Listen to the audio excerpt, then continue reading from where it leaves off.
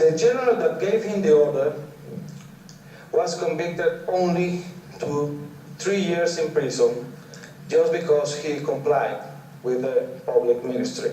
Since 2007, at least 500 formally recognized investigations against the student movement in Venezuela have been opened.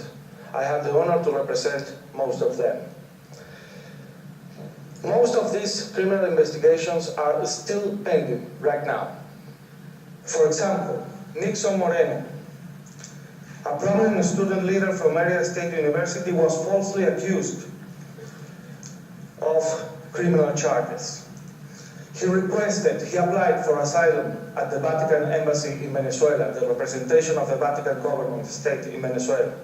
The asylum was formally granted to Moreno, but the Venezuelan government to this day has refused and has disrespected the international laws of asylum by not giving him safe passage to the Vatican state. He has been forced to flee from the embassy of the Vatican, and now his destiny is yet undefined.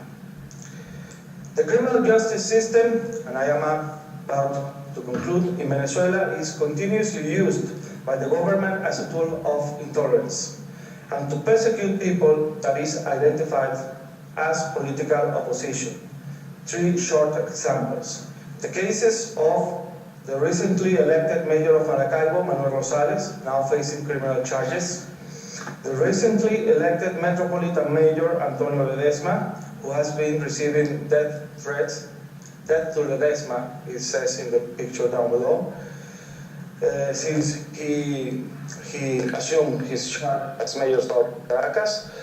And the recently elected governor of Miranda, Enrique Capriles, and former mayor of Chacao, Leopoldo Lopez, which is a very popular leader of the opposition in Venezuela, that holds the record of 25 criminal investigations open against them, all pending and all still in course. What are the crimes?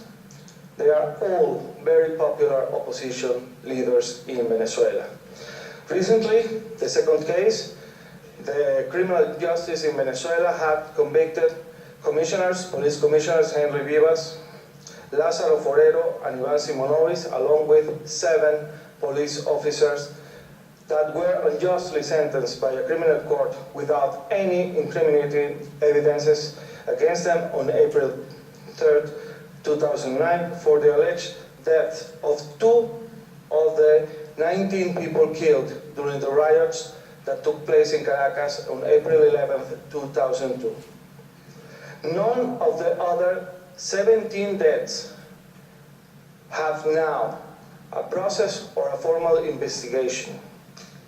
These police officers were convicted just because they served under the command of a very prominent opposition leader.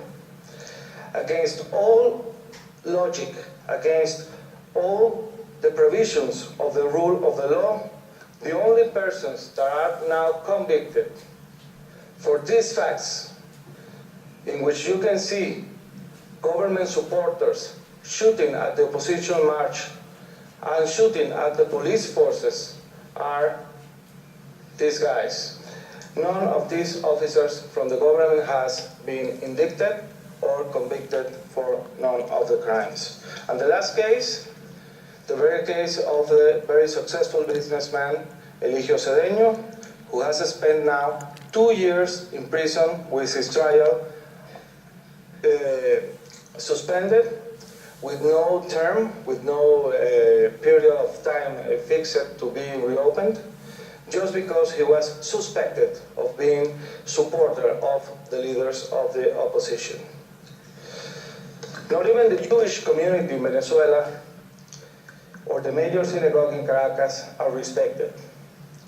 Recently, the temple was robbed and severely damaged by alleged common criminals that, however, did not hesitate to paint anti-Semitic messages in those sacred bowls. The same messages, by the way, often used by President Chavez himself against the state of Israel, taken, by the way, from late Norberto Ceresole. You can check this guy in the internet. One of his initial advisors, well known from his militant anti-Semitism and for his radical denial of the Holocaust. These are some of the cases. This is Eligio Sedén. If you could conclude so we can... Yes. Thank you. These are some of the cases we have in Venezuela, but they are not the government abuses, but oblivion and silence of the international community about these facts, the worst enemies we are facing in Venezuela right now, today. All of these grave acts of intolerance, all of these violations of human rights remain unpunished, will remain unpunished, if the free and democratic nations of the world, in exchange for cheap oil or easy profits, trade human dignity for silence. I respectfully urge you and all of the members of the international community to just listen to us. I urge you to confront these facts, to challenge them, if you will, and to really see what's truly happening in Venezuela. I ask you, respectfully ask you, to help us fight intolerance against the political dissident movements in Venezuela. I ask you to act against silence, against oblivion, against indifference.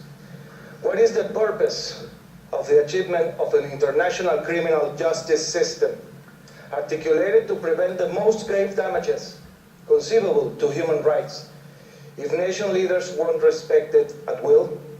Ask yourselves that question. Did you know, for example, that Hugo Chavez, 2 weeks ago, invited al-Bashir to Venezuela as a friend? Did you know, for example, that the politics of Venezuela, of the government of Venezuela, regarding the Inter-American Court of Human Rights is to systematically deny the results of the cases in which Venezuela has been convicted and declared responsible for violations of human rights? What do you do? What will be your choice? We have clearly decided to confront this abuse. We expect you to do the same thing. Thank you very much.